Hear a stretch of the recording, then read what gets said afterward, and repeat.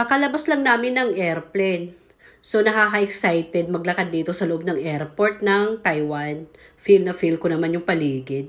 So, ayun yung prinsesa ko na una.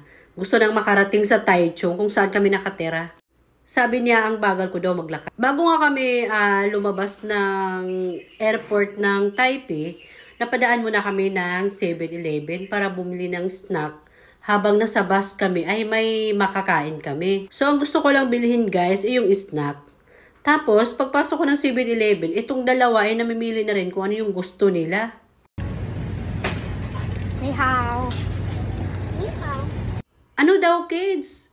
Napunta lang tayo ng Taiwan. Nagkaroon na ako ng Taiwanese na anak, charot. Hindi ako na-inform dun ha. Nabigla ako. At ito na nga guys, magbabayad na ako sa counter. So tinatanong ako nung cashier kung gusto ko ng plastic bag. Kaya sabi ko, wag na lang. Kaya naman namin bitbitin. Kasi pati plastic bag dyan guys, may bayad. So walang free dyan. Kahit plastic, kahit maliit na plastic, kailangan bayaran.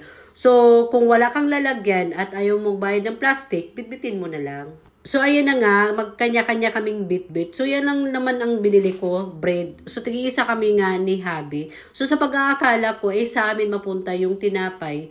Pero hindi pala. Dahil hindi ko rin pala makain ang tinapay ko. Dahil siya lang din pala ang kakain. Hindi nga siya nagpabili sa akin ng kung ano-ano. Yun pala, gusto niya pala yung binili kong tinapay at hindi niya sinabi sa akin. Nagutom si Bunso dahil hindi niya nagustuhan yung pagkain na serve sa amin sa airplane. At hindi na naman kasi kami kumain ng lunch. Kung ano yung kinain namin sa airplane, yun na yung lunch namin guys. Kasi sa ticket na binili ni Habi, may kasamang food na yun. Masarap naman siya. Kaya lang hindi nagustuhan ng mga anak ko yung pagkain doon.